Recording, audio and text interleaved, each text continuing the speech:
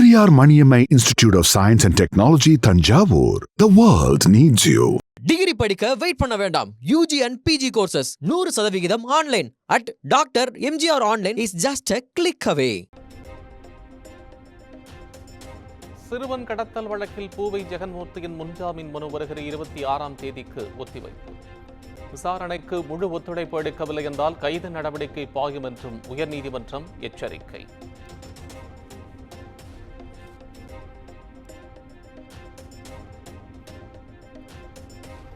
சிறுவன் கடத்தல் வழக்கில் ஏடிஜிபி ஜெயராம் கைது. சென்னை உயர்நீதிமன்ற உத்தரவை அடுத்து காவல்துறை நடவடிக்கை.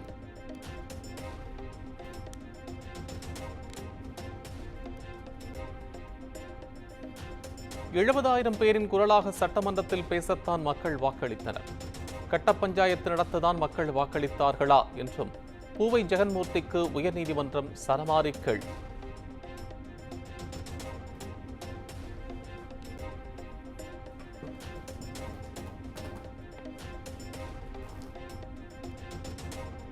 தனது சகோதரர் கடத்தல் சம்பவத்தில் ஜெகன்மூர்த்திக்கு தொடர்பு உள்ளதா என்பது தனக்கு தெரியாது.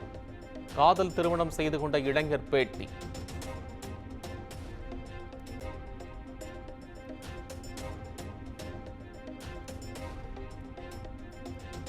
உட்கட்சி பிரச்சனைகளை மறைக்க இபிஎஸ் அறிக்கை அரசியல் செய்வதாக முதலமைச்சர் மு.க.ஸ்டாலின் விமர்சனம்.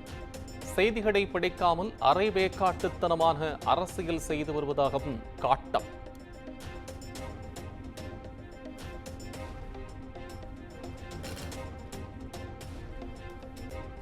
தேர்தல் வாக்குறுதிகளை நிறைவேற்றாமல் ரீல் விடும் முதலமைச்சருக்குத்தான் அரைவேக்காட்டுத்தனம் இருப்பதாக இபிஎஸ் பதிலடி. திமுக ஆட்சியின் தவறுகளை சுட்டிக்காட்டும் தனது அறிக்கைகள் அவரை உறுத்துவதாகவும் காட்டமான பதில்.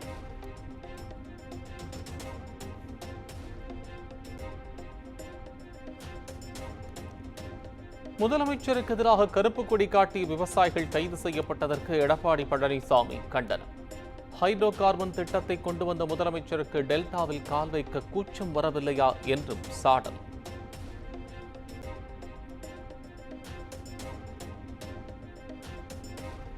உட்கட்சி பூசல், கூட்டணி பூசல் சத்தம் அறிவாலயத்திலிருந்து கேட்பதாக இபிஎஸ் விமர்சனம். அறிக்கை அரசியல் என பேசிய முதலமைச்சர் மீது கடும் தாக்கு.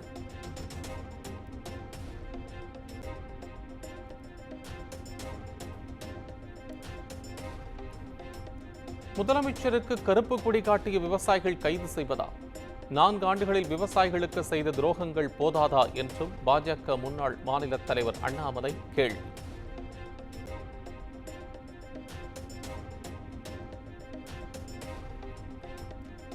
பாமகவில் நிலவும் குழப்பத்திற்கு காரணம் நானோ எனது தந்தையோ அல்ல, திமுக தான் காரணம். பாமக தலைவர் அன்புமணி பரபரப்பு குற்றச்சாட்டு.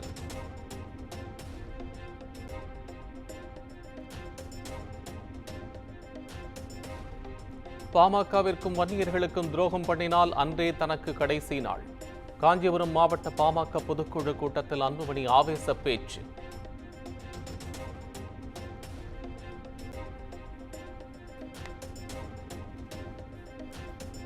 சாதிவாரி கணக்கெடுப்பு என நம்ப வைத்து பாமகவை கழுத்தறுத்த திமுகவை கடுமையாக எதிர்க்க வேண்டும்.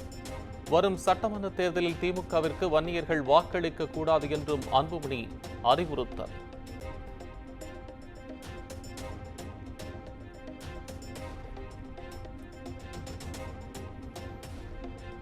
டெல்லி மதராசி பகுதியில் தமிழர்களின் வீடுகள் இடிக்கப்பட்ட விவகாரம்.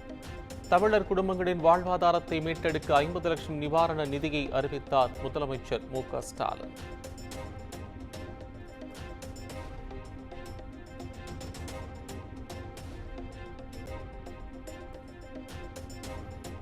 பாமக இளைஞரணி செயலாளரை துப்பாக்கியால் சுட்டுக் கொலை செய்தது பாஜக நிர்வாகியின் மகன்தான் என சொல்ல துணிவுள்ளதா?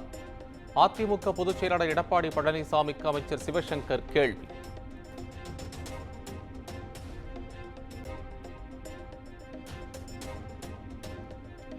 இளங்கலை எம்பிபிஎஸ் பிடிஎஸ் படிப்புகளுக்கு இதுவரை 32,000 மாணவர்கள் விண்ணப்பம். மருத்துவத்துறை அமைச்சர் மா சுப்பிரமணியன் தகவல்.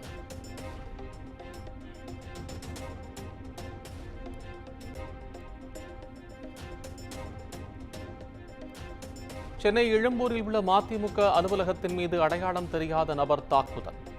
தீயணைப்பு சீருடையில் வந்த நபர் அலுவலக பொருட்களை சேதப்படுத்தியதால் பரபரப்பு.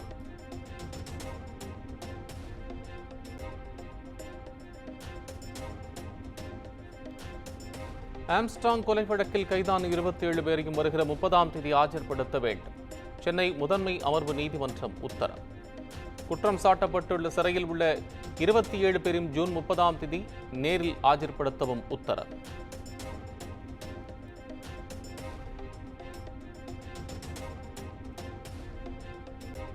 கோவை மாவட்டத்தில் கஞ்சா விற்றதாக 36 பேர் கைது. ஆபரேஷன் ட்ரக் ஃப்ரீ என்ற பெயரில் நடத்தப்பட்ட சோதனையில் போலீசார் அதிரடி.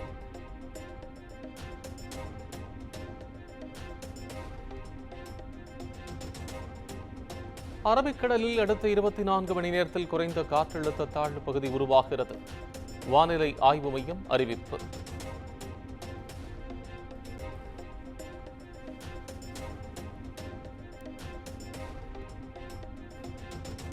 உதகையில் பெய்து வரும் மழையின் காரணமாக மஞ்சனக்குறை பகுதியில் மண் சரிவு. கனமழை மற்றும் பலத்த காற்றால் மரம் விழுந்ததில் சரக்கு வாகனம் சேதம்.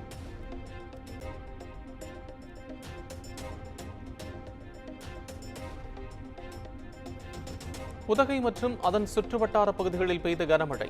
மின் கம்பங்கள் சாய்ந்ததால் மின்சாரம் துண்டிப்பு. மக்கள் அவதி.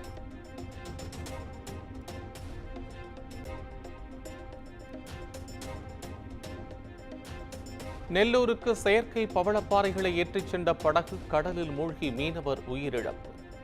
மீனவரின் உடல் உறவினர்களிடம் ஒப்படைப்பு.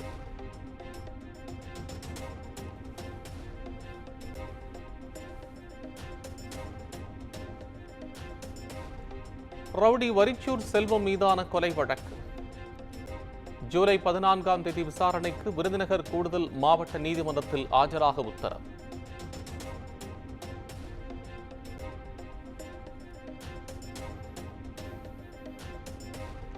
கல்வராயன் மலை அருகே புதிதாக திறக்கப்பட்ட டாஸ்மாக் கடைக்கு கடும் எதிர்ப்பு. 20க்கும் மேற்பட்ட மலை கிராம மக்கள் சாலை மறியலில் ஈடுபட்டதால் பரபரப்பு.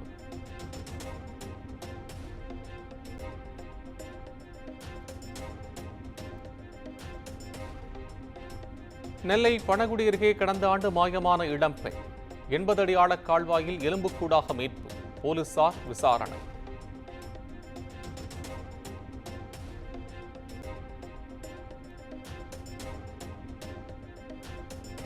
குடியாத்தம் அருகே நியாய விலை கடையை இடமாற்றம் செய்ததற்கு பொதுமக்கள் எதிர்ப்பு. பழைய இடத்திலேயே கடையை தொடர வேண்டும் என வலியுறுத்தி சாலை மறியல்.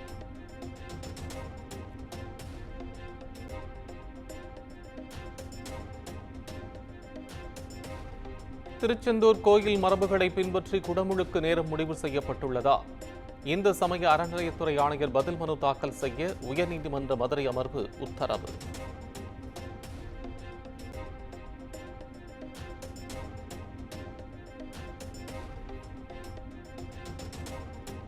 ராமேஸ்வரம் அருகே நம்புநாயகி அம்மன் கோயிலில் மகள்களுடன் சௌமியா அன்புமணி சுவாமி தரிசனம்.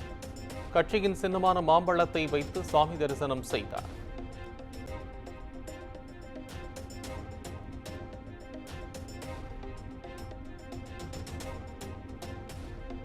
பிரதமர் மோடியின் சைப்ரஸ் பயணம் நிறைவு.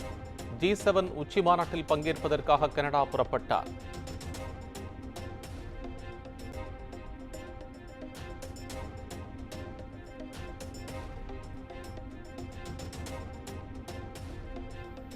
மேற்கு ஆசிய மற்றும் ஐரோப்பியாவில் நடந்து வரும் மோதல்கள் கவலையளிக்கிறது.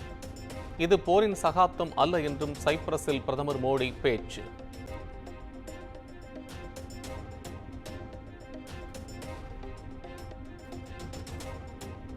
நாடு முழுவதும் 2027ஆம் ஆண்டு மார்ச் 1ஆம் தேதி முதல் மக்கள் தொகை கணக்கெடுப்பு. சாதிவாரி கணக்கெடுப்பும் நடத்தப்படுகிறது.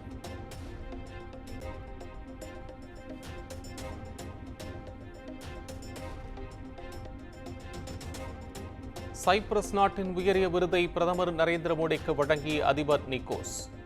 Grand cross of the order of the Makarios விருது பிரதமர் மோடிக்கு வழங்கப்பட்டது.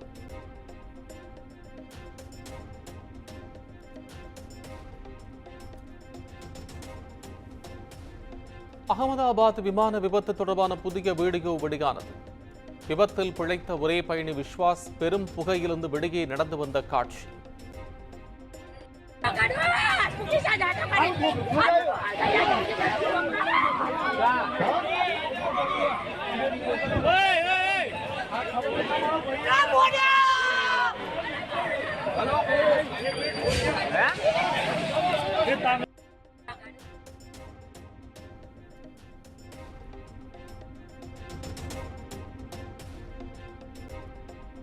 கேரளா கப்பலில் ரசாயன பொருட்கள் அடங்கிய கண்டெய்னர்கள் இருந்ததால் கரை ஒதுங்கும் பொருட்களை தொட வேண்டாம் என பேரிடர் மீட்புக் குழு அறிவுறுத்தல்.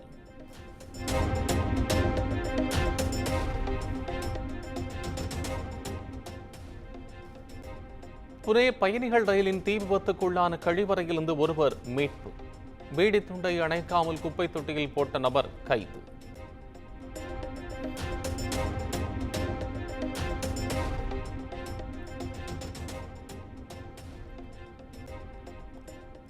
மெட்டா இந்தியாவின் நிர்வாக இயக்குநராக அருண் ஸ்ரீனிவாஸ் நியமனம். ஜூலை 1ஆம் தேதி முதல் அதிகாரப்பூர்வமாக பணியில் சேருவார் என அறிவிப்பு.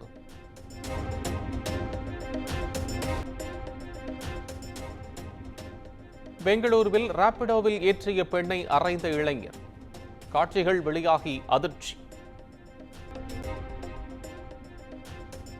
கர்நாடக மாநிலம் மங்களூருவில் கொட்டி தீர்த்த கனமழை. காடும் இடமெல்லாம் வெள்ளம் என்ற நிலையில் மக்கள் கடும் அவதி.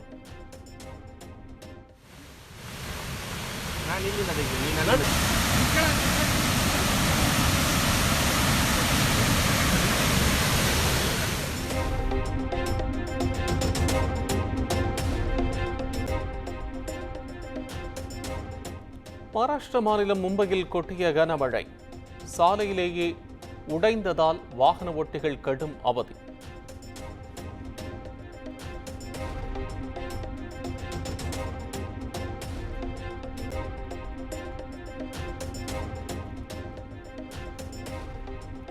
அகமதாபாத் விமான விபத்து தொடர்பாக போயிங் குழு நேரில் ஆய்வு.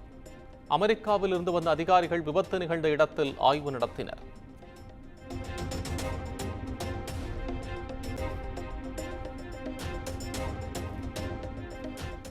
தெஹ்ரானில் இருந்து இந்திய மாணவர்கள் கோம் பகுதிக்கு வெளியேற்றம்.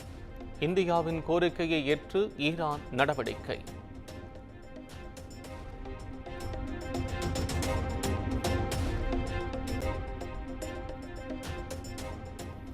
சீனாவின் ஹூனான் மாகாணத்தில் உள்ள பட்டாசு ஆலையில் பயங்கர தீ விபத்து. தொழிற்சாலையில் பணியில் இருந்த 9 பேர் படுகாயம், 2 காணவில்லை என தகவல்.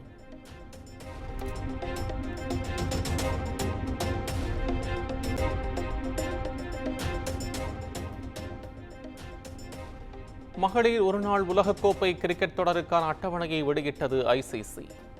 செப்டம்பர் 30ஆம் தேதி நடைபெறும் முதல் போட்டியில் இந்தியா இலங்கை அணிகள் பலப்பரீட்சை.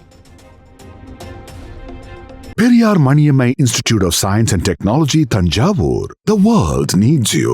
டிகிரி படிக்க வெயிட் பண்ண வேண்டாம். UG and PG courses 100% online at Dr. MGR Online is just a click away.